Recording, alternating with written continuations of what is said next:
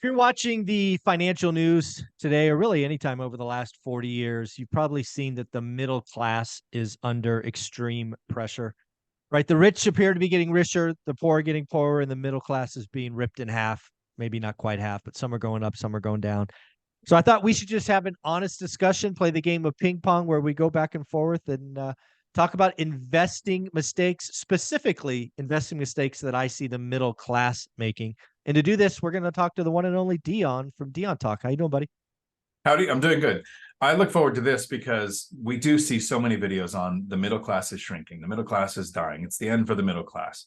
But if you look at the data, you can actually Google, an image will come up from 1971 to 1921. And yeah, the lower income class went from like 25% to 29%. But the upper bracket of earners went up 50%. Mm-hmm. So the choices people make on the things that we're going to talk about in this video can help determine if, as the middle class shrinks, are you going to go down or are you going to go up? Yeah, I think one of the things that my first thing is personal ownership is a big deal for me. I think more and more people are finally getting in front of that and having those honest discussions, whether it's Gary Vee or Alex Hormozy or anyone like that. They're like, if you want to be like everybody else, do what everybody else does. Right. Your story of eventually earning financial freedom starts with an 80K hole. My story starts with losing $160,000 in the stock market. These are not enviable positions, but we owned our choices. We made choices for longer than most people wouldn't. We made sacrifices that lots of people would not make. And we did it for consistent, like we did it for roughly a decade. So I think it's really, unfortunate that a lot of people want to, jump up and down about the middle class shrinking when they're making individual choices to spend, not save, not invest, and lots of excuses. Oh my gosh, the excuses I hear. It's out there. I'll go first just because I'm ranting. I was middle class making six figures and not saving a dime. I let my lifestyle jump to match my income. Those are all my choices. I bought the fancy car. I bought this. I bought that. I did this. I did that. I own all of that. I also owned looking myself in the mirror and go, you know what, stupid? You got to whack your expenses. And it took a while, but we whacked our expenses to 50%. It's not impossible. It just takes focus, some choices, sacrifice, being uncomfortable, having your friends look at you like you're weird because you're not going out with them. And we did that for a long time. And, fast forward 15 years, it worked out. But yeah, man, God, there's so many people that just won't take personal ownership. No, I see that a lot, especially when the excuses come. They say, oh, it's so hard for the millennials and the Gen Z. They've got it so much harder than the previous. There are Gen Zs and millennials making choices that have a huge impact. Here's two quick statistics on that. Last year, the largest group of home buyers were millennials at 43%, up from 37% the year before. And currently, Gen Z at the age of 25 owns more homes than millennials and Gen X did at the age of 25, right? So yes, it might be more challenging, but that doesn't mean that younger people aren't able to make decisions that have a huge impact. And so my first one that I want to talk about on middle class making a choice that sometimes makes them poor more than rich is straight from Robert Kiyosaki out of the Rich Dad Poor Dad book. And he came out with this in 1997, and when he did this, he was kind of attacked in the finance realm. They basically made him a pariah because he said this one thing. He said, "Your house is not an asset." And it's really easy to kind of argue with that when you could say something as simple as, and I hate the term, at normal retirement age, but if you think of the way the society calls this, at the age of 65, the average net worth of somebody who owns their house is $221,000. The average net worth of somebody who rented is $6,800. So you would go, yeah, obviously Kiyosaki doesn't know what he's talking about. But let me use myself as an example. I had a home and was looking at working until I died. I've purchased 3 places to live in the last decade. I purchased a duplex. So I turned my home into an asset because it started producing money. Then I purchased a fourplex. My home produced money. Now I live in a duplex, and once the other side is rented, it doesn't have a mortgage, so it will also produce money. I am buying places to live that are assets. So it's, to me, your home is not an asset. It's more like a Schrodinger's question. If we don't know if it's an asset or a liability until we open the box and look inside. There you go. And so the argument that my house is an asset because I could sell it, I could rent it out, I could take out a cash out refinance. Yes, but you aren't. Until you are, it's not an asset. And I think if people keep looking at it that way, we're going to continue to have people having to work into their 70s.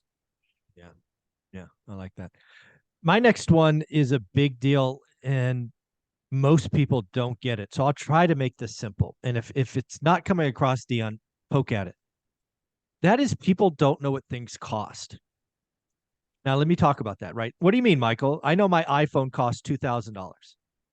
Well, it really doesn't cost $2,000, in my opinion. First and foremost, an iPhone is a discretionary item. It's optional. So what I strongly encourage everybody to figure out is, what is your discretionary spending allotment a week, a month, whatever that is. So you have gross income, you have net income, you have fixed expenses, and at the bottom of that is some number. Let's just say, for this example, you make 5,000 gross, 4,000 net. You have, I don't know, $3,800 in fixed expenses, and you got $200 left over. That's your discretionary spending. But Michael, it doesn't matter. My iPhone still costs $2,000. Well, if your discretionary spending is $200 every 2 weeks, it actually costs you 2 months of your life. Because again, you have $200 that you can use any way you want. And if that comes every 2 weeks, it's going to take you 5 of those periods, which is actually 10 weeks, to buy the iPhone. That aha moment is what made me look in the mirror in whack expenses. So it doesn't cost $1,000. PlayStation, Christmas gifts, whatever these things are, they don't cost that. They cost hours of your life. So ask yourself, is an iPhone, in this example, worth 10 weeks of your life? And maybe it is. Maybe it is. But at least have the discussion, because a lot of stuff you buy, not worth it. It's not worth it. People do not understand. They understand gross. They understand net. Almost nobody understands their discretionary spending. And that middle class is being destroyed because that you don't know what your discretionary allotment is. Hence, your credit cards are going up. Oh, shoot, I got no money left over. No kidding, idiot. You spent more than you make. It's frustrating. People need to calculate their discretionary income. So this is a very frustrating aspect of being a teacher, and one of the things that makes really good teachers is it's very hard to remember what it's like not to know something. So when you understand the concept of discretionary, it's a concept in our head of what's left after all my bills, that divided by the cost can give me how many hours it's going to take to earn that. Have this conversation with somebody, and I'm dragging them along into the idea of understanding what discretionary income is from some of the videos that you shared when you really broke it down.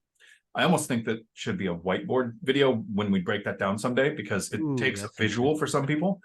Yeah. And I was telling this person how discretionary income works and how we look at money as time. And after like 10 minutes, I got them halfway there. She goes, so if I go out to eat, it costs $50. I make $25 an hour. So going out to eat costs me 2 hours of my life. And so, okay, you're on the right path. Now let's go deeper. You have rent, you have your car, you have all the expenses that you are going to have to pay. What's left every hour gives you, and we did the math on it, was like $4 an hour. I said, okay, so how many hours does it take for you to go to a $50 dinner? Versus that $10 one you can make at home, or whatever the situation was. Very hard concept to get somebody all the way to the end where they realize it's this very little bit that's actually discretionary, even as you make more money, because you have the bigger house, the bigger car, the bigger vacations, and then the discretionary just keeps shrinking.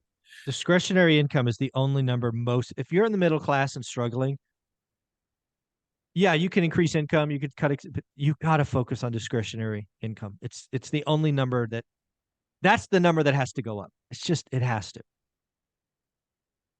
And here's the one that I think the middle class make a huge mistake with, and gets me as attacked as Kiyosaki got attacked when he talked about the assets and liabilities. And this more so applies to middle class who want to retire early. If you plan on retiring when you're so old you can't enjoy it, maybe this makes sense to you. But if you want to retire early, I think one of the biggest mistakes people make is having retirement accounts. Oh, the comments are gonna explode. Attack me. Zuber didn't say this. I said this. And you can go to diontalk.com to leave all kinds of comments on how much you think it's dumb. And so I'll even go to the point where I don't like contributing for the match. Wow. Let me explain. If you work at a company that has a match, you should contribute to get the match. It's absolutely that's a 100% return. But here's the problem. It's part of your compensation package. While you're looking for employment, if you're looking at two companies that are going to hire, and one has a retirement package and one doesn't, look at the rest of their pay. I ran a nonprofit that did job placement assistance with over 1,200 employers, and across the board, the ones that didn't have retirement packages paid more. So if you're getting the same amount, I ran a company where we developed a simple plan. So it's like a 401k, but it's very simple as a retention and recruitment tactic. But we had X amount of dollars to spend on employees. So you lower the wages you can offer, you take the difference and you offer it as a match that not every employee takes. So the company saves money, and you recruit and retain more staff. So if you're choosing a job and you have the option, maybe you can find one that pays more. But if you are working, because I worked at one where we made a simple plan, so guess what? I contributed for the match and I hated it.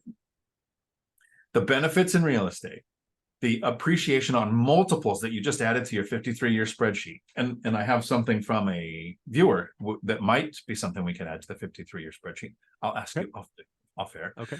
But compared to some tax benefits, hoping to retire broke, hoping to retire when you're old, hoping that taxes don't cost more in the future because people haven't met the government, I think it's a massive mistake for people who want to retire early. Now, if you never learn how to invest, a retirement account and owning your home, absolutely, it's better than nothing. But it's not better than a better plan. No, I agree with that. So we'll do one more each. My final one is, I really do think getting wealthy is, it's a simple process. And 1, 2, 3, right? The third one is 10 years. When I started this journey, when I was an adult, got my first 40-hour-a-week job, my vision of retirement was 45 years. That's what I thought everybody did. And I want people to know that that's not the only way. It is a way. My mother did that, and she actually worked for about, I don't know, 40 or 50 years, and she's having an amazing retirement. She 401k that was it for her, right? That's all she did. And she's doing quite well. But it's not the only way. And I would argue it's not even the best way. I believe if you become, you create more discretionary income, step one, you become elite at something, right? You're not scattered. And then you do that thing for 10 years, your chances of getting wealthy are pretty good. And if you're doing things that cash flow, passive or semi-passive, you can retire early. So something I'm starting to think about, because I've replaced my 6-figure income 2 different ways now. So with real estate, it took Olivia and I 15 years. But since building the brand of one rental at a time, I've replaced it again by 150%. I did that in 5 years. So I know people, if they get maniacally focused, they have unwavering discipline, you can get there in under 45 years. I've now done it twice, one time 15 years, one time 5 years. So it's there, folks. It really is that simple. I love that that's what you used. And in case somebody is finding your channel for the first time, can you cover those 3 steps really quick, where the third one is 10 years? What the 3 steps? Yeah. So the first step one is you must create discretionary income. You can either increase your income, lower your expenses, or both. It's that simple.